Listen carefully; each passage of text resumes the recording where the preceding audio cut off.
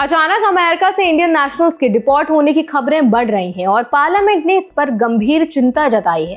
हाल के महीनों में इलीगल स्टे के चलते इंडियंस को यूएस से वापस भारत भेजा गया है और पार्लियामेंट्री पैनल ने probable mass deportation in the future की संभावना, इस पर भी बहुत ज्यादा ध्यान दिया है। इस वीडियो में आज हम समझेंगे कि क्यों ज्यादा इंडियंस डिपोर्ट हो रहे हैं, यूएस और इंडिया की रिस्पॉन्सिबिलिटीज क्या हैं, डिपोर्टीज के साथ किस तरह का व्यवहार हो रहा है और इंडियंस को अब किन बातों में एक्स्ट्रा केयरफुल रहना होगा। तो चलिए फिर जल्दी से वीडियो को स्टार्ट कर देते हैं। हाय, मेरा नाम है वर्षा दुबे और आप मुझे देखें एनबीटी टेक एड पर। सबसे पहले डिपोर्टेशन के कारणों को समझते हैं। यूएस में फॉरेन नेशनल्स जो इलीगली एंटर करते हैं, जिनकी वीजा वैलिडिटी एक्सपायर हो चुकी होती है, जिनके पास वैलिड डॉक्यूमेंटेशन नहीं होता है या जिनके खिलाफ क्रिमिनल कन्विक्शंस होते हैं, उन्हें डिपोर्ट किया जाता है। ये ग्लोबली एक्सेप्टेड प्रिंसिपल है और इंडिया भी डिपोर्टीज को वापस लेने के लिए ऑब्लिगेटेड है।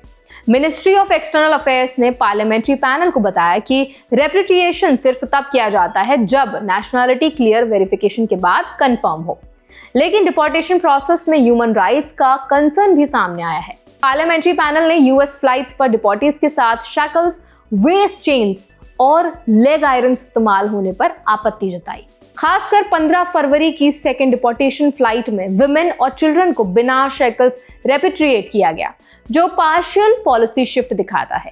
पैनल ने सेंटर से आग्रह किया कि डिपोर्टीज के साथ एम्पैथी और डिग्निटी मेंटेन की जाए ताकि उनकी सेल्फ रिस्पेक्ट और ह्यूमन राइट्स बनी रहे।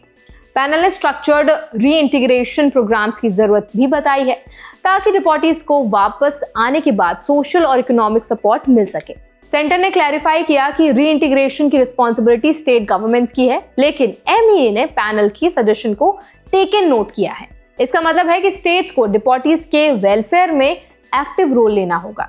डिपोर्टेशन के अलावा पैनल ने क्रॉस बॉर्डर एक्सप्लॉयटेशन पर भी ध्यान दिया।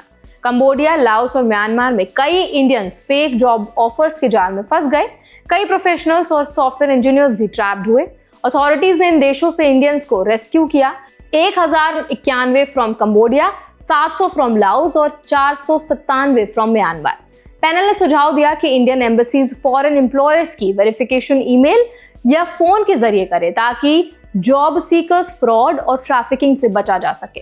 पैनल ने PIO to OCI कन्वर्जन की भी रिमाइंडर दी है। सभी PIO कार्ड होल्डर्स को 31 दिसंबर 2025 तक OCI कार्ड्स में कन्वर्ट करना जरूरी है, क्योंकि PIO स्कीम 2015 में बंद कर दी गई थी।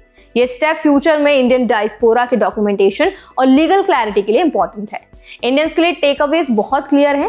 पहला, यूएस में लीगल स्टे और वीजा कंप्लायंस स्ट्रिक्टली मेंटेन करना अब और जरूरी है। ओवरस्टे, इनवैलिड डॉक्यूमेंटेशन या इलीगल एंट्री किसी भी डिपोर्टेशन की वजह बन सकता है।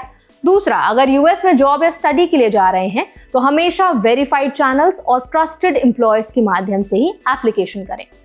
Third, cross border job offer specially Cambodia, Myanmar और लाओस जैसी जगहों के लिए पूरी वेरिफिकेशन करें और एम्बेसी गाइडेंस लें। डिपोर्टेशन सिर्फ लीगल प्रोसेस नहीं है, बल्कि पर्सनल और सोशल इंपैक्ट भी बड़ा होता है। पैनल ने हाईलाइट किया कि स्टिग्मा, ट्रॉमा और रीइंटेरोगेशन जो है वो चैलेंज डिपोर्टीज के मेंटल और सोशल वेलबींग को इम्पैक्ट करते हैं। इसीलिए अवेयरनेस और प्रिपरेशन बहुत इंपॉर्टेंट है। अगर आप यूएस जा रहे हैं या वहां हैं तो लीगल स्टेटस मेंटेन करना, डॉक्यूमेंटेशन सही रखना और एम्बेसी अपडेट्स को क्लोजली फॉलो करना सबसे बड़ा सेफगार्ड है। एट लास्ट ये वीडियो क्लियर करता है कि डिपोर्टेशन केवल एक लीगल रिस्पॉन्सिबिलिटी नहीं है, बल्कि इंडियंस की सेफ्टी, डिग्निटी और राइट्स का भी मामला है। यूएस और इंडिया दोनों को मिलकर प्रोसेस को ह्यूमेन और राइट्स फोकस बनाना होगा। इंडियंस के लिए मैसेज स्ट्रेट फॉरवर्ड है। लीगल कंप्लायंस, वेरीफाइड अपॉर्चुनिटीज और अवेयरनेस ही सुरक्षा की चाबी है। तो आई होप ये वीडियो आपके लिए हेल्पफुल रहा होगा। अगर ये वीडियो आपको अच्छा लगा हो तो इसको जरूर लाइक करें, शेयर करें। ऐसे और भी अपडेट्स के लिए, वीडियोस के लिए, इन्फॉर्मेशन के लिए हमारे चैनल एनबीटी टेक एड को भी जरूर सब्सक्राइब करें।